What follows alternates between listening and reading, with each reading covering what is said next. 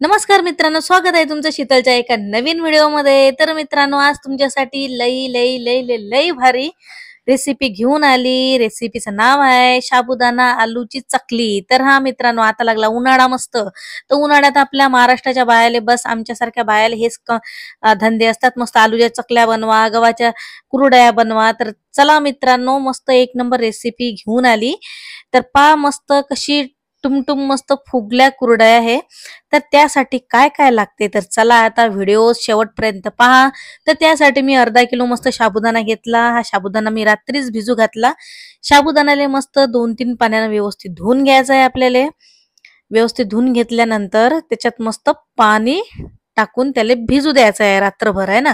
तर हे पा मस्त 2 पाण्यानं मस्त स्वच्छ धुवून घेतला।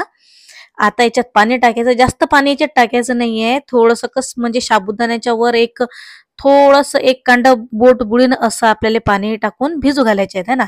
आणि त्यासाठी मी 1 किलो आलू घेतले। आलू मस्त पाण्यात उकडले, थोडंसं मीठ टाकलं त्याच्यात, तर आलू मस्त उकडून घेतले। तर हे आपले आलू उकडून घेतले, त्याच्या साली वगैरे सगळे काढून घेतो आता मी व्यवस्थित।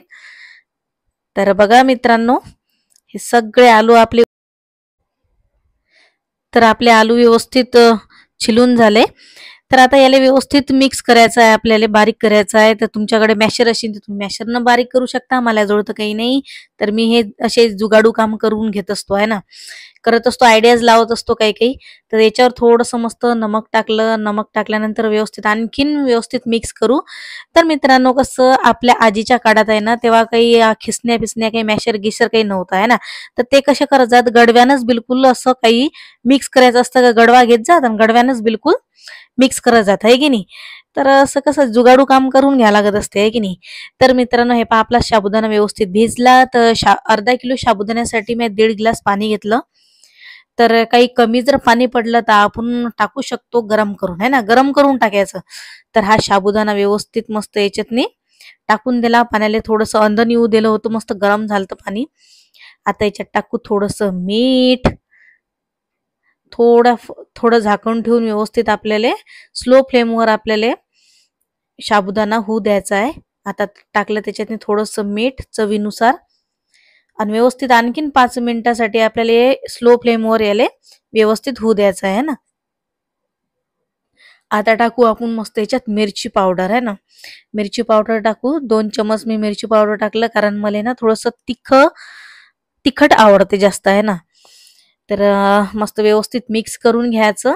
स्लो फ्लेमवर आपल्याला हा साबुदाणा होऊ द्यायचा आहे ना। आणि आता मस्त आता याच्यात आपण टाकू तीळ। तीळ टाकू। तीळ टाकल्यानंतर ना एक नंबर हे मस्त चकली होऊन जाते, है ना। साबुदाणा चकली एक नंबर लागते। तर व्यवस्थित शिजू द्यायचा आपल्याला साबुदाणा। थोडंसं झाकण ठेवून 5 मिनिट ठेवला। आता पाहू आपण झाला का नाही आपला साबुदाणा व्यवस्थित। तर आपला साबुदाणा व्यवस्थित झाला। तर आता आपण जे आलू बारीक केले होते ना, ते आलू याच्यात टाकून देऊ, है ना। 1.5 किलो साबुदाणा घेतला मी, तर 1.5 किलो साबुदाण्यासाठी मी 1 किलो आलू घेतली आहे ना। तर व्यवस्थित मिक्स करून घ्यायचं, पूर्ण एकजीव होईपर्यंत व्यवस्थित मिक्स करून घ्यायचं, है ना। तर हे बघू शकता, मस्त व्यवस्थित मिक्स करून घेतो मी। तर मित्रांनो, व्हिडिओ तुम्हाला जर चांगला आवडला असेल तर प्लीज चॅनलला सबस्क्राईब करा। तर मित्रांनो, पहा बघू शकता व्यवस्थित मिक्स झाला आता हे।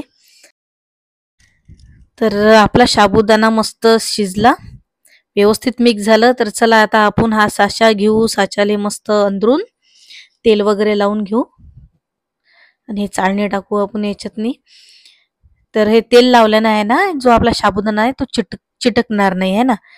तर थोडं थोडं टाकून घ्यायचं याच्यातनी, आपलं चकलीचं मिश्रण टाकून घ्यायचं आहे, आणि हे झाकण व्यवस्थित लॉक करायचं आहे। तर इथं खालीच मी प्लेटवर करून दाखवतो, 2-3 वेळाच आपल्याला हे करून घ्यायचं आहे। तर बघू शकता मित्रांनो, मस्त चकली आपली आली एक नंबर। तर चला आता छतवर घेऊन जाऊ। भयंकर ऊन आहे बरं इकडे एमपीतनी, कारण करता करताच मला 12 वाजले, आहे ना, ऊन बी लय लागत होतं। तर मी काही या पेपरवर काही टाकलं नाही, मस्त ओढणी होती, त्या ओढणीवरच दिल्या टाकून आहे ना. तर बघू शकता लय 12 वाजले होते, ऊनच झालत होतं लय. तर हे पा आपल्या चकल्या आता पूर्ण वाढून खाली आणल्या, कारण कबूतर एवढे परेशान करत होते ना, अर्ध्या त्या कबुतरांनाच घेऊन गेले. तर म्हणून म्हटलं चला आता झाल्या तर खाली घेऊन या. तर हे पा आपल्या चकल्या मस्त व्यवस्थित झाल्या, पा किती चांगल्या आल्या, मस्त कलर बी आला चांगला पिवळा. तर चला आता याले फ्राय करून दाखवतो मी आहे ना तेलातनी व्यवस्थित. तर हे आपल्या चकल्या पा मस्त झाल्या, उपवासासाठी मस्त एक नंबर चकल्या असतात हे. तर मस्त कढई ठेवू, आता कढई गरम झाली, आता मस्त तेल टाकून घेऊ थोडस. आणि चला मी दाखवतो आता तुम्हाला व्यवस्थित फ्राय करून. लय भारी लागतात बरं, लय भारी लागतात.